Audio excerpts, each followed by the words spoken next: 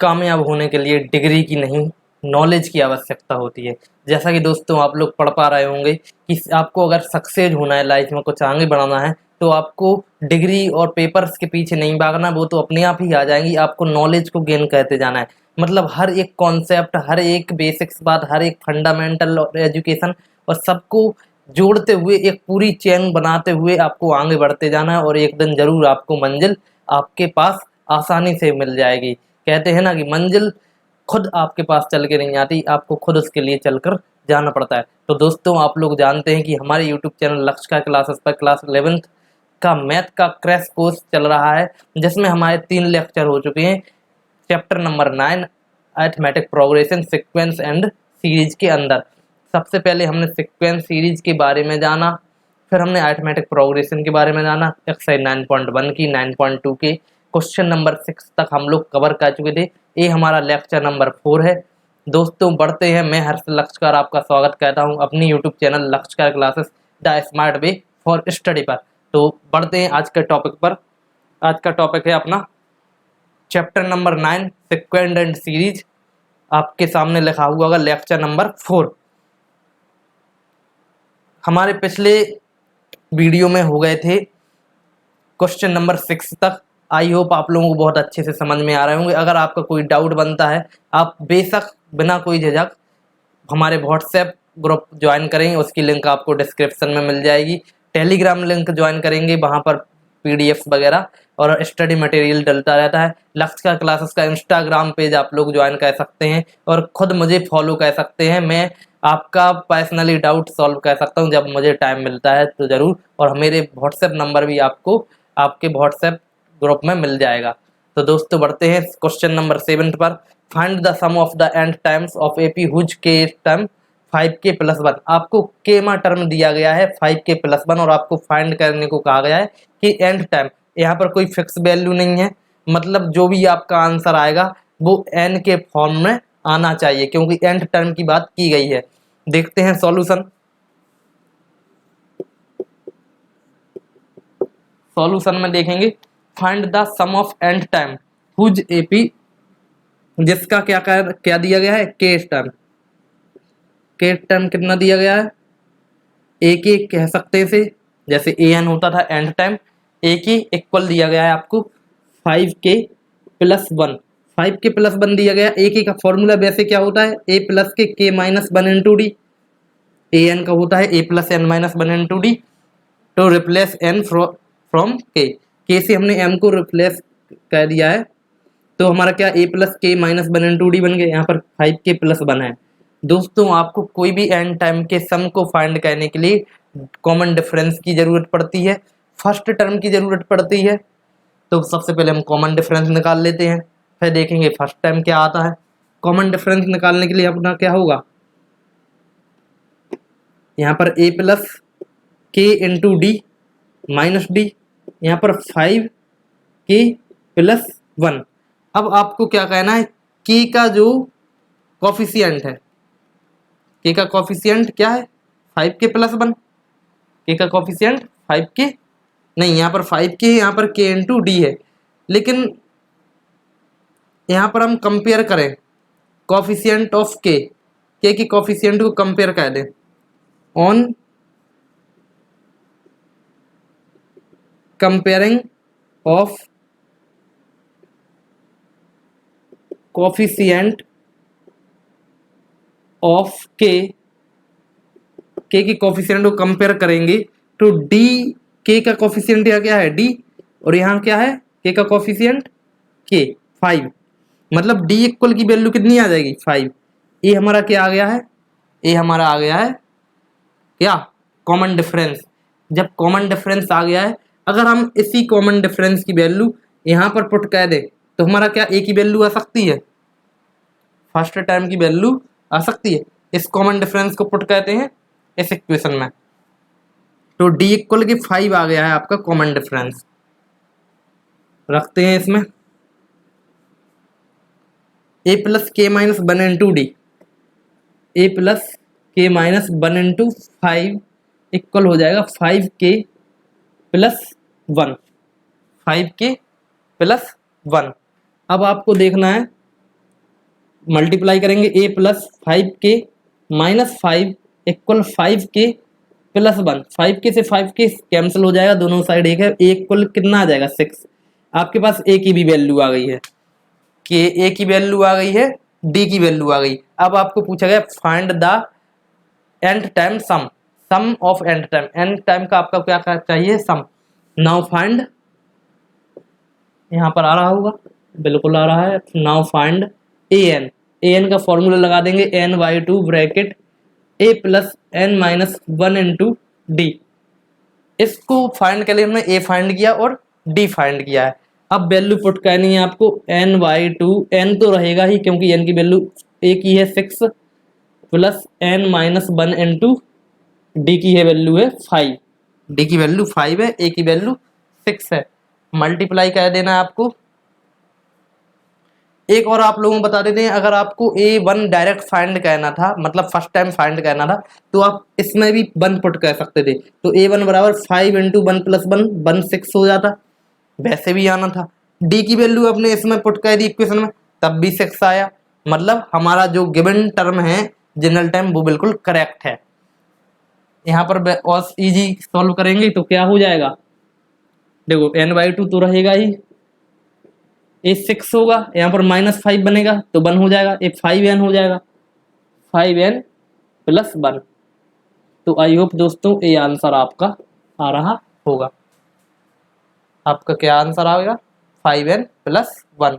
आपका common difference एक बार check कर लेना, सही आया ना। हाँ बिल्कुल सही है। 5 के यहाँ था, डी की वैल्यू यहाँ पर के मल्टीप्लाई में डी था, तो 5 के मल्टीप्लाई के डी, यहाँ पर क्या था, डी का कॉफिशिएंट के, और यहाँ पर के का कॉफिशिएंट क्या था 5। तो के की कॉफिशिएंट को कंपेयर करने पर डी आ गया है, डी की वैल्यू रखने पर ए वैल्यू आ गई है, ए के बाद इस फॉर्मूले रखने पर अपना पूरा आंसर आ गया। तो चलते हैं नेक्स्ट क्वेश्चन की ओर। इस वीडियो में हम लोग 6 क्वेश्चन ही करेंगे। 6 क्वेश्चन पिछली वीडियो में देखे थे, 6 इसमें देखें, फिर आगे के 6 अगली वीडियो में।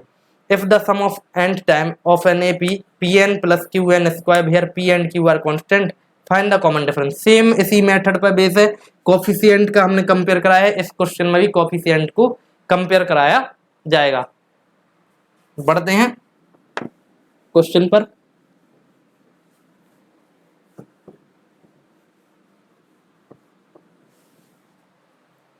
सम ऑफ n टाइम, आप लोग लैंग्वेज लिख लेना है आप लोगों को। Let an AP with the first term of a and with common difference d, then the nth sum of nth time of this AP equal an equal n/2 bracket 2a plus n minus 1 into D. ये आपका nth term का formula होता है। लेकिन आपको क्या दिया गया है, Pn प्लस के Qn स्क्वायर, इसकी जगह पे क्या लिख देना आपको, Pn प्लस के Qn स्क्वायर, n/2 मल्टीप्लाई कर देना है 2a प्लस डी का मल्टीप्लाई कीजिए एन डी माइनस डी। अब आपको और इजी करना है इसको, Qn स्क्वायर इक्वल n/2 का मल्टीप्लाई करेंगे, 2 से 2 कट हो जाएगा, a into n square by 2 D, या n square into d/2 minus N D by 2। अब आपको क्या कहना है, यहाँ पर n स्क्वायर है, यहाँ पर n स्क्वायर है, मतलब हाईएस्ट डिग्री वाले को कोफिशिएंट को क्या कहना है, आपको कंपेयर कराना है। हाईएस्ट को ही कराना है, लोएस्ट वाले को नहीं, हाईएस्ट को कराना है आपको। तो कोफिशिएंट, और आपको चाहिए क्या है, डी की वैल्यू चाहिए, डी यहाँ पर है बिल्कुल है। On comparing of coefficient of n square, n square के कोफिशिएंट को कंपेयर कराने पर, ऑफ n स्क्वायर के कोफिशिएंट को कंपेयर करा देंगे, तो यहाँ n स्क्वायर का कोफिशिएंट क्या है q, और यहाँ पर n स्क्वायर का कोफिशिएंट क्या है d/2, तो q इक्वल आ गया d/2, तो d इक्वल कितना आ जाएगा 2q। बस यही आपका आंसर हो जाएगा। Hence the common difference of given AP is d equals to 2q, then it's the answer. Now move on next question. The sums of n terms of two arithmetic progression are in the ratio 5n+4 9n+6 find the ratio. ऐसा ही हम question example में लगा चुके हैं exercise में। उसमें हमें सोचना पड़ता है कि n की वैल्यू पर क्या करें कि हमारा 18 टर्म फाइंड हो जाए। देखते हैं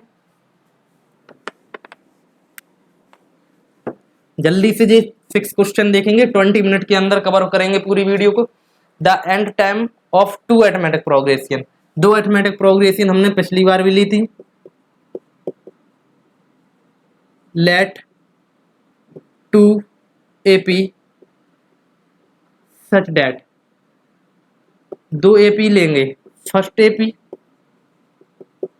AP को लिख लेना है आपको A1, A1+D, A2+ A1 ही चलेगा, A1 प्लस, अगर इसको A ही मान लेते हैं, चलो हटाओ A+D, A+, यहाँ पर D1 मानना पड़ेगा क्योंकि उसको अलग मानना पड़ेगा। एंड सेकंड AP को मान लेते हैं B से स्टार्ट, B+D1, B+D2। जो फर्स्ट AP में फर्स्ट टर्म A है, सेकंड AP में सेकंड टर्म B है। फर्स्ट AP में कॉमन डिफरेंस D1 है और सेकंड AP में कॉमन डिफरेंस D2 है। इसको आप लैंग्वेज में भी लिख सकते हैं। Let 2 AP such that the first AP with first term of A and common difference D1 and the second AP such that the first term is B and the common difference is D2। now next term हमने ये लिख दिया है। Given क्या है here क्या दिया गया है हमें, एन टाइम के सम्स का क्या दिया गया है, रेशियो दिया गया है। मतलब AN नहीं SN कह सकते हैं, SN इसका और SN इसका, मतलब सम ऑफ, तो इसका फॉर्मूला लिख देंगे n/2 bracket first time A है 2A plus n-1 into D1 आ जाएगा यहाँ पर upon n-2 bracket 2B plus n-1 into D2 आ जाए। शायद दोस्तों हमने पिछले क्वेश्चन में यहाँ पर 2 नहीं लिखा था क्या?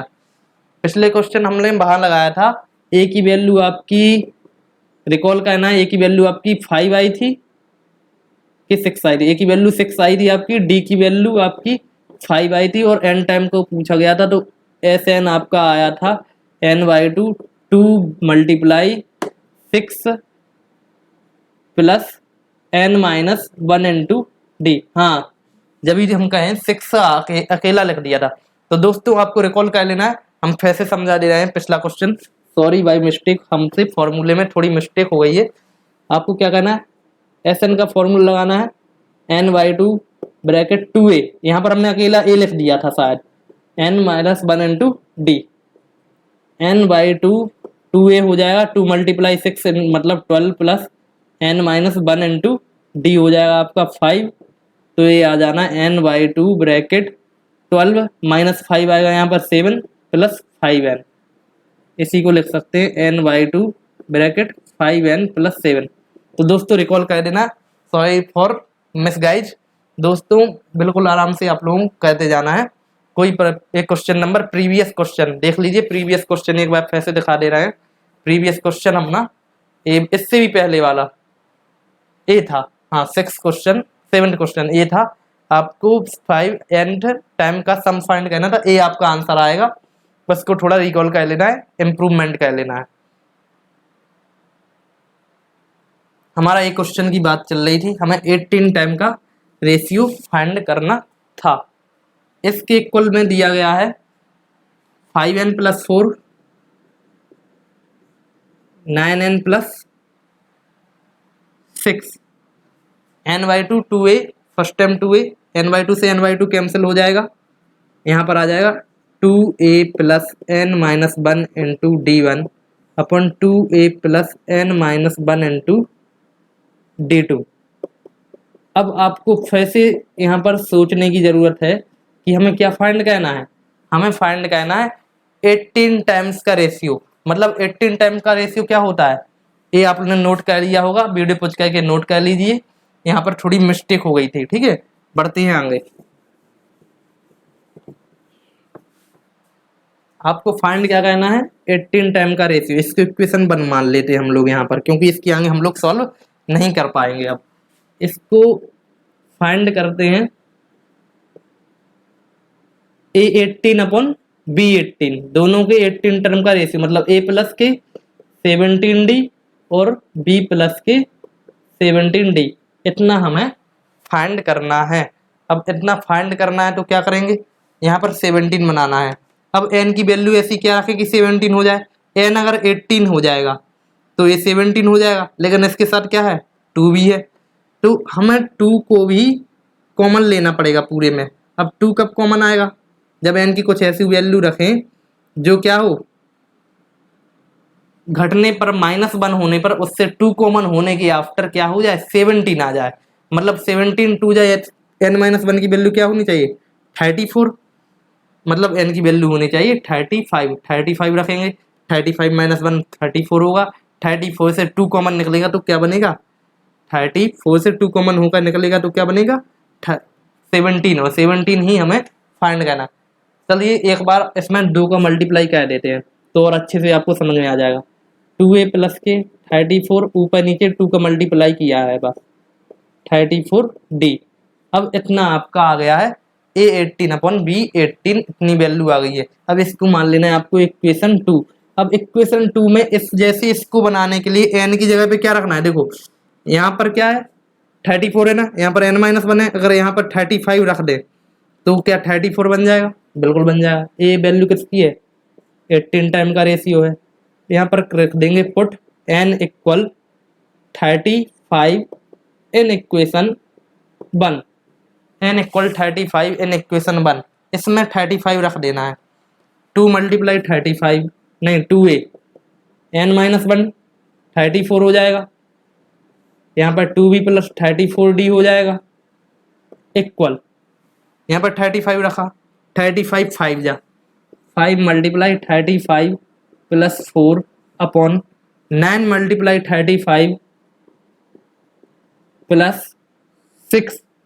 यहाँ तक कोई प्रॉब्लम नहीं हुई होगी, यहाँ तक समझ में आ गया होगा आप लोगों को, कुछ नहीं किया है हमने, इसको इस जैसा बनाने की कोशिश कर रहे हैं। अब देखो a इतना बन गया। अब इसे इक्वेशन 2 से क्या लिख सकते हैं, A18 अपॉन B18, इसको लिख सकते हैं A18 अपॉन B18 इक्वल 35 × 5 कीजिए, 35 2 जा 72 जा 140 140 और 35 175 175 और 4 179। कैलकुलेशन स्ट्रॉन्ग बनानी है। 35 गुणा मल्टीप्लाई है 9, 35 2 जा 70 74 जा कितना हो जाए 280 280, एक और 35 बचा है 315 315 और 6 321। That's is the answer, final answer is this. कुछ पूरा समझ में आ गया होगा, आपको कुछ कहना है, पूरा नोट डाउन करना है और समझना है। चलते हैं नेक्स्ट क्वेश्चन पर। Question number 10, if the sum of p term as AP is equal to the sum of q term, then find the sum of p plus q term. Very easy question. p term का sum equal है q term के sum के, समझना है question को। p term का sum equal है q term के सम के, और हमें p प्लस q टर्म का सम फाइंड करना है। तो हमें क्या फाइंड करना पड़ेगा, पहले d की वैल्यू फाइंड करनी पड़ेगी, सीधी सी बात है। d और a की वैल्यू में से किसी एक वैल्यू से अगर होता है तो हम एक वैल्यू से लेके चलेंगे, पहले हम d की वैल्यू फाइंड करेंगे। अगर a की वैल्यू की जरूरत पड़ेगी तो हम फिर a की वैल्यू भी फाइंड करेंगे। देखते हैं सॉल्यूशन। हमें सम ऑफ p टर्म इक्वल है सम ऑफ q टर्म, SP बराबर SQ लिख सकते हैं। फॉर्मूला लगाएंगे 2p/2 2a प्लस n, उसी AP की बात कर रहा है, मतलब q/2 bracket 2a plus n-1 into d, same रहेगा ये तो। बस सॉरी दोस्तों, यहाँ पर n लग दिया है, यहाँ पर p आ जाएगा क्योंकि p टर्म की बात हो रही है, यहाँ पर q आ जाएगा। अब यहाँ से हमें किसकी वैल्यू फाइंड करनी है, यहाँ से हमें d की वैल्यू चाहिए है। तो हमें यहाँ से 2 से 2 कैंसिल हो जाएगा, p का मल्टीप्लाई कर दो 2AP plus p bracket p-1 into D. यहाँ पर 2AQ plus Q bracket Q minus 1 into D. यहाँ तक की लाइन समझ में आ गई होगी। अब आपको देखना है और आगे देखते हैं, पूरे चीज को इस साइड लाते हैं। 2AP माइनस 2AQ, इसको एक साथ लिख दिया, प्लस P का मल्टीप्लाई कर दो, D कॉमन ले लें क्या? D कॉमन ले लेते हैं। P का मल्टीप्लाई किया, P स्क्वायर माइनस P, यहाँ पर A माइनस में आया था, Q square minus Q equal 0।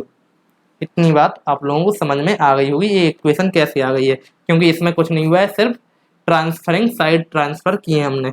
अब यहाँ पर 2A कॉमन आ रहा है, 2A कॉमन ले लिया, P minus Q plus D। यहाँ पर P स्क्वायर है माइनस Q स्क्वायर है, यहाँ पर माइनस P और ये प्लस Q, माइनस अगर कॉमन ले लें तो P माइनस Q आ जाएगा यहाँ पर इक्वल 0। माइनस कॉमन लिया तो यहाँ पर A प्लस बनेगा तो वापस माइनस हो जाता है माइनस कॉमन लेने पर। अब पूरे से क्या आ रहा है, P माइनस Q कॉमन आ रहा है, और P माइनस Q पूरे से कॉमन आकर कहाँ चला जाएगा, 0 में चला जाएगा। डायरेक्ट लिख सकते हैं पूरे से P माइनस Q कैसे आ रहा है, यहाँ पे P square minus Q square है, A square minus B square की आइडेंटिटी होती थी A प्लस B, और उसमें छुपा हुआ होता था A माइनस B। जब हम P square minus Q square से P प्लस Q और P माइनस Q में से P माइनस Q निकाल देंगे तो क्या बचेगा, P प्लस Q। क्या बचेगा, P प्लस Q, और यहाँ पर पहले से क्या है, P माइनस Q, और माइनस माइनस क्या हो जाएगा, प्लस इक्वल 0। P से P कैंसिल हो जाएगा, 2A प्लस D। कहीं कोई मिस्टेक हो रही है क्या, ध्यान देना है। P माइनस Q था यहाँ पर, P square minus P, Q square minus Q, P square minus Q square minus P, minus minus plus होना था तो ये हो जाएगा माइनस P माइनस Q। जब कॉमन ले लिया है तो पूरे में से आएगा, यहाँ पर से निकल जाएगा एक, और ए वाला टर्म हो जाएगा 1, ए वाला टर्म हो जाएगा 1, तो 2A प्लस डी। अब यहाँ पर लिख देंगे D multiply P plus Q minus 1 equal हो जाएगा माइनस का 2A, और D की वैल्यू आ जाएगी minus 2A upon P plus Q minus 1। ये वैल्यू आ गई है, यहाँ पर तो दिख नहीं रही है बोर्ड में, साइड में लिख देते हैं। D की वैल्यू आई है अपनी माइनस का 2A upon P plus Q minus 1। ये वैल्यू आई है D की। कैसे, माइनस का 2A उस साइड चला गया। पहले तो इस वाला टर्म को आप लोगों को ध्यान देना है कि हमने पूरे से P माइनस Q लिया, तो P माइनस Q का 1 हो गया, यहाँ पर P प्लस Q बचेगा जब इससे निकलेगा, क्योंकि हमने इसमें छुपा हुआ P माइनस Q निकाल लिया है, तो क्या बचेगा, P plus Q। P minus Q यहाँ से निकल जाएगा, D bracket P plus Q minus 1 equal minus 2A। ये पूरा टर्म चला जाएगा नीचे डिवाइड में, तो ये आ गया अपना टॉपिक। अब आते हैं, हमें फाइंड करना first P plus Q term का सम, तो S P प्लस Q कहना है फाइंड, यहाँ लिख देंगे नाउ फाइंड।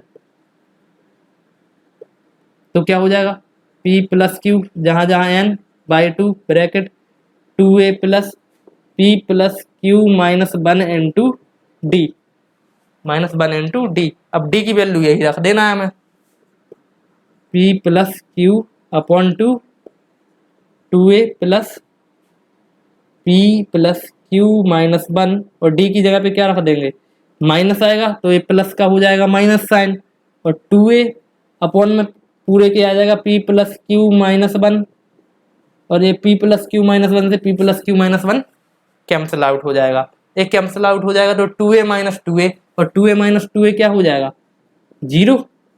2A से 2A सब्ट्रैक्ट होगा 0, तो पूरा फाइनल आंसर क्या आया, 0। यही हमें क्या प्रूव करना था, एक फाइंड कहना था, 0 आ गया फाइनल आंसर। बस P प्लस Q टर्म की वैल्यू क्या आ जाएगी, 0। बहुत इजी क्वेश्चन था, D की वैल्यू निकालने पर ही हमारा हो गया है। आगे बढ़ते हैं अगले क्वेश्चन पर। क्वेश्चन देख लीजिए, 11th क्वेश्चन क्या कह रहा है आपसे,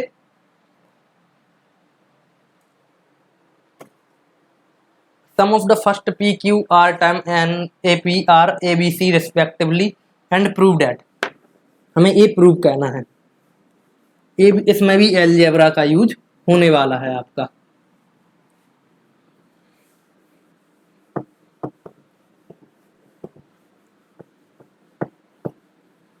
इसमें भी आपके अलजेब्रा का यूज हो सकता है।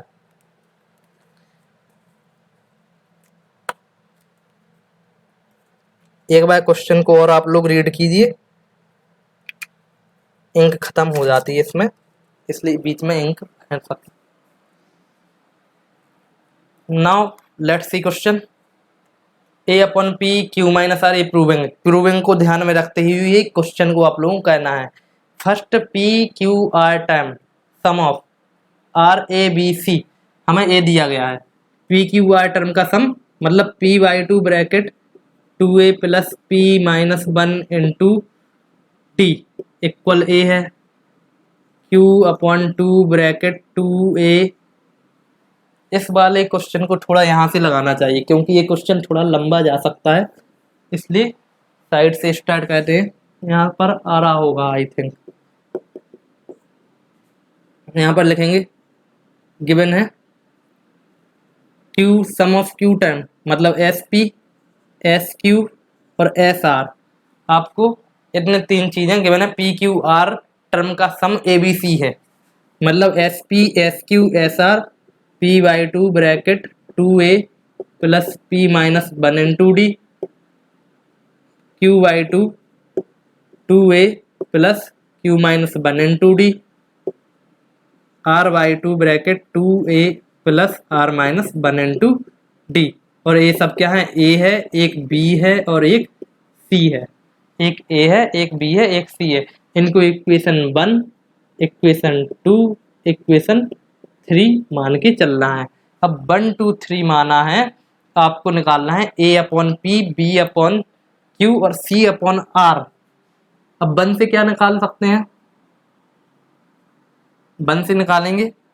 इनको 1 2 3 ना मान के अगर आगे बढ़ा लें थोड़ा और, इसके बीच में एक लाइन आनी थी, यहाँ पर लिख लें। यहाँ से क्या आएगा? 2a plus P minus 1 into D की value, 2a plus P minus 1 into D की वैल्यू आ जाएगी 2a अपॉन पी। ऐसे ही यहाँ पर क्या आएगी? 2a plus q minus 1 into D plus q minus 1 into D की वैल्यू 2b अपॉन क्यू। देखो प्रूविंग जैसी ही बनाना है हमें। 2a अपॉन पी लाए, पी बी अपॉन क्यू। अब अगला क्या है? सी अपॉन आर है ना उसमें, तो सी अपॉन आर भी यहाँ पर बनाना पड़ेगा। इसको 2a plus r minus 1 into d equal to c upon r. इतना हो गया है। इन क्वेश्चंस को आपको बार बार प्रैक्टिस करनी पड़ेगी। ऐसा नहीं है कि एक बार में ही आ जाएंगे। एक बार तो आपको समझना है, फिर दूसरी बार रिवाइज करना है, फिर खुद से लगा के देखना है, तभी क्वेश्चन आपको प्रैक्टिस में आ जाएंगे। बहुत ईजी क्वेश्चन है, बहुत कॉन्सेप्चुअल क्वेश्चन है। इतनी वैल्यू आ गई है। अब यहाँ से हमें सबट्रैक्ट करके कहीं ना कहीं से हमें डी की वैल्यू निकालनी है। कहीं ना कहीं से डी की वैल्यू निकालनी है, और उन डी की वैल्यू अगर सेम नहीं आए तो उनको इक्वल करके आपकी इक्वेशन बन सकती है। तो इक्वेशन अब मानो इन्हें फर्स्ट, सेकंड, थर्ड। अब फर्स्ट से अगर सेकंड को सबट्रैक्ट कर दें तो 2a से 2a सबट्रैक्ट हो जाएगा। अब यहाँ पर equation first minus equation second किया, equation first minus equation second किया है। 2a से 2a subtract, p minus Q आ जाएगा। यहाँ पर p माइनस क्यू 1 से 1 कट जाएगा, d कॉमन है। यहाँ पर 2 कॉमन आ जाएगा, 2 कॉमन आ जाएगा तो a upon P minus b upon q. 2 common, a upon P minus b upon q. इतना हो गया इक्वेशन। यहाँ पर फिर d की वैल्यू निकाल ली है ना अपन को, d की वैल्यू निकाल लेते हैं। d की वैल्यू क्या आ जाएगी? 2, वो करो एलसीएम लेंगे, A Q minus B P upon P minus Q A है, पी माइनस क्यू ए है तो पी माइनस क्यू का होल स्क्वायर हो जाएगा। ये आ गई अपनी क्या? डी की वैल्यू। यहाँ से डी की value I P minus Q का होल स्क्वायर, दिख रहा होगा। यहाँ पर इक्वेशन सेकंड माइनस थर्ड करके देखते हैं। यहाँ से भी कुछ ना कुछ डी की वैल्यू आएगी, देखेंगे। 2a से 2a subtract, q minus r into d, d common है, इक्वल 2 कॉमन आ जाएगा, b upon q minus c upon r. यहाँ तक कोई प्रॉब्लम नहीं हुई होगी। यहाँ पर एलसीएम लेंगे, डी की वैल्यू आएगी कुछ ना कुछ, b are minus C Q upon q into r बनना था ना यहाँ पर पी माइनस क्यू कैसे बना दिया, फिर रॉन्ग हो गया, सॉरी फॉर समस्टिक। यहाँ पर पी क्यू बनेगा, एलसीएम पी क्यू और पी माइनस क्यू आएगा यहाँ पर, P minus Q into P Q, P minus Q into P Q दिख रहा होगा। यहाँ पर पी माइनस क्यू का होल स्क्वायर लिख दिया था, देन सॉरी अगेन यहाँ पर क्या आना है, P minus Q into P Q LCM है। अच्छे से ऊपर को लिखते हैं, थोड़ा डी की वैल्यू अच्छे से लिख देते हैं एक बार। यहाँ पर डी की वैल्यू जो आनी है, यहाँ पर 2 लिखा है पहले से, A Q minus P B upon P की माइनस क्यू यहाँ पर नीचे आ जाएगा जो मल्टीप्लाई में, और यहाँ पर एलसीएम क्या था, पी क्यू आ गया होगा। यहाँ पर भी ऐसा ही कुछ आना है, क्या आना है यहाँ पर,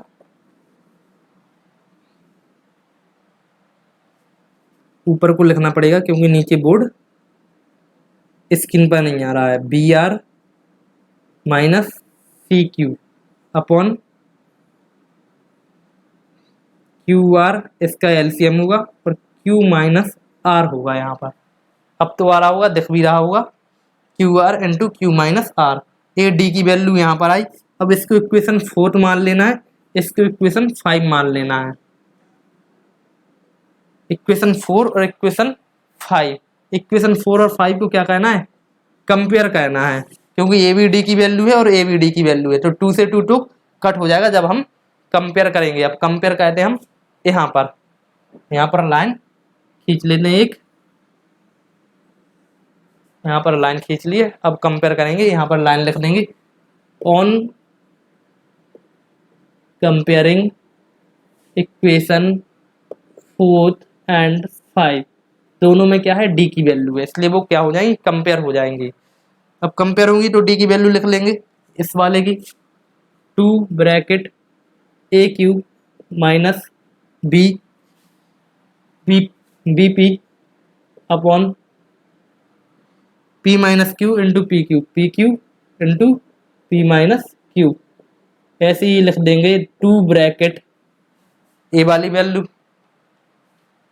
B are minus C Q upon Q R into Q minus R, Q are into Q minus R. ये पूरा बोर्ड में आ गया है और बहुत अच्छे से दिख भी रहा है। अब 2 से 2 कट हो जाएगा, यहाँ पर भी क्यू है, यहाँ पर भी क्यू है, तो क्यू से क्यू कट हो गया और 2 से 2 कट हो गया। यहाँ पर क्या आ गया, A Q minus P B P upon P minus Q. यहाँ पर कितना आ गया, B are minus C Q upon R Q minus R. अब आपको क्या कहना है, क्या ऊपर कुछ कॉमन आ रहा है, नहीं आ रहा है ना, यहाँ पर कुछ कॉमन आ रहा है, कुछ भी कॉमन नहीं है आपस में। जब कुछ भी कॉमन नहीं है तो आपको मल्टीप्लाई कह देना है, क्रॉस मल्टीप्लिकेशन, क्रॉस मल्टीप्लिकेशन कह देंगे, कह दीजिए आर क्यू, कुछ कॉमन आना चाहिए, वैसे देखना पड़ेगा अपन लोगों को, चलो मल्टीप्लाई कह देते हैं, A Q minus P B bracket, इसका मल्टीप्लाई क्या हो जाएगा, R Q minus R square equal रख देना है B are minus C Q bracket P square minus P Q. अब मल्टीप्लाई करो, ए आर क्यू स्क्वायर, इस आर क्यू को कर रहे हैं पहले, minus B R P Q या पी क्यू आर लिख दें, बेटर रहेगा, पी क्यू आर। तो पहले हम लोग प्रूविंग देख लेते हैं एक बार, क्या है, ए अपॉन पी है, बी अपॉन क्यू है और सी अपॉन आर है, A upon P, B upon Q, C upon R. A upon P यहाँ पर दिख रहा है, बी अपॉन क्यू यहाँ कुछ बन सकता था शायद, चलो देखते हैं आगे। आप यहाँ पर जे भेज देते, पी माइनस क्यू है, कहीं पर क्यू माइनस आर है, आर माइनस पी है, चलो मल्टीप्लाई कहते हैं, पी क्यू आर माइनस का A Q R square plus का B P R square equal हो जाएगा B R P square minus का C Q P square minus P B Q R, अब वही हो जाएगा प्लस का माइनस माइनस क्या हो जाएगा plus p c q square. अब आपको लाइक टर्म को एक साथ लेना है। लाइक टर्म मतलब हमने यहाँ पर क्या किया ए आर क्यू स्क्वायर, ठीक है। ए आर को देख लो कहीं पे बना है क्या, ए क्यू आर बना है, हमें क्या बनाना है ए अपॉन पी बनाना है। पहले तो हम क्या कह सकते पी क्यू आर से क्या सबको डिवाइड कर सकते हैं, तो सबको डिवाइड कर दो पी क्यू आर से तो हमारा इजी हो जाएगा divide by P Q R. अगर पी क्यू आर से डिवाइड करें तो इसका ए आर क्यू है, एक आर कट जाएगा एक क्यू कट जाएगा तो ए क्यू बचेगा और अपॉन में कितना बचेगा पी बचेगा, क्यू और आर तो कट हो गया है, माइनस यहाँ पर पी क्यू आर कट हो जाएगा तो बी बचेगा। यहाँ पर पी क्यू आर से डिवाइड दिया तो ए तो ऊपर रहना ही है, क्यू कट हो जाएगा नीचे का, पी बचना है और आर स्क्वायर है तो ऊपर एक आर बचना है, ए आर अपॉन पी। आगे देखेंगे इसमें पी क्यू आर से होगा तो बी तो रहेगा ही, एक पी कट जाएगा नीचे का, एक आर कट जाएगा तो ऊपर बचेगा आर और नीचे बचेगा क्यू अकेला। तो ये अपना एक टर्म फॉर्म सिंपल हो गया। यहाँ पर पी क्यू आर से डिवाइड कर रहे हैं, पूरा पी क्यू आर से डिवाइड किया हमने तो बी रहेगा यहाँ पर साथ में r P Q, r cut हो जाएगा पी कट हो जाएगा, एक पी बचेगा स्क्वायर था अपॉन पी हेड चला गया क्यू बचा अकेला, माइनस यहाँ पर सी है पी क्यू आर से पी क्यू कट हो जाएगा अपॉन में तो आर बचना है और ऊपर पी बचना है, माइनस पी क्यू आर पूरा चला गया तो बी बचा प्लस सी क्यू स्क्वायर है, सी पी हेड चला गया क्यू चला गया ऊपर क्यू बचेगा स्क्वायर है अपॉन आर। तो दोस्तों ये हो गया हमारा सिंपलेस्ट फॉर्म। अब सिंपलेस्ट फॉर्म यहाँ पर सी क्यू अपॉन आर लिखा है, क्या लिखा है c Q upon r plus में सी क्यू अपॉन आर। अब क्या कहना है देखो ए क्यू अपॉन पी है, देखो A P R upon A common ले लो, ए कॉमन ले लो तो क्या बचेगा क्यू अपॉन पी माइनस, यही चाहिए क्या हमें ए अपॉन पी कॉमन चाहिए। ए अपॉन पी देखो कहाँ पर है, ए अपॉन पी पूरा तो आ रहा है कॉमन, ए अपॉन पी को पूरा कॉमन आ रहा है तो क्यू माइनस आर बचेगा। देखो बना क्या फर्स्ट टाइम बना, देखो बी अपॉन क्यू कॉमन आ रहा है कहीं पर, यहाँ आ रहा है। अगर ए बी अपॉन क्यू इस साइड ले जाए माइनस में तो plus b upon q common आएगा और plus b upon q common आएगा, ए आर पहले से है यहाँ पर और ये माइनस का पी आ जाएगा। देखो क्या प्रूविंग बनती जाए, ऐसे ही आगे वाला टर्म आपका लिख जाएगा क्योंकि बोर्ड पे जगह नहीं है, प्रूविंग आपकी हो चुकी है, बस साइड ट्रांसफर का है ना, प्रूविंग आपकी हो चुकी है। क्वेश्चन थोड़ा टफ था, लेंदी था, बस यहाँ पर सोचने की बात थी कि मल्टीप्लाई करने के बाद किससे डिवाइड देंगे इजीएस्ट हो जाए। टोटल अलजेब्रा का यूज है। बढ़ते हैं नेक्स्ट क्वेश्चन पर। Question number 12th and last question. जैसा हमने 35 पुट किया था इससे पिछले वाले क्वेश्चन में क्वेश्चन आपको दिखा दे रहे हैं, ए वाला क्वेश्चन है क्वेश्चन नंबर 9। इसमें सोचा था कि 35 कैसे रहे, वहां तक इक्वेशन बना लेते हैं, फिर हमें जो फाइंड करना है उनका रेशियो लिख लेते हैं, उन रेशियो के हिसाब से 2 का मल्टीप्लाई कर लेते हैं, फिर देख लेते हैं यहाँ पर क्या रखा जाए। वैसे ही क्वेश्चन है 12th, आपको 12th क्वेश्चन उसी बेस पर करना है दोस्तों। वीडियो को बड़ा नहीं कहते हैं, 38 मिनट की हो चुकी है, 40 मिनट के समथिंग वीडियो हो गई है। तो दोस्तों आई होप आपको ये 6 क्वेश्चन बहुत अच्छे से अंडरस्टैंड हो गए होंगे एंड सॉरी फॉर मिस्टेक्स, कुछ मिस्टेक्स हो गई थी लेकिन बीच में हमने आपको बता दिया है। आगे बढ़ते हैं, जुड़े रहिए लक्ष्य का क्लास के साथ। मिलते हैं कल शाम को 6 बजे फिर से एक आगे के नए 6 क्वेश्चन पर और फिर बढ़ाएंगे अपना अगला टॉपिक। इसके आफ्टर हम लोग कैलकुलस भी स्टार्ट करेंगे अपनी यूट्यूब चैनल पर। Thank you to friends for staying here and keep learning, keep growing. Thank you friends.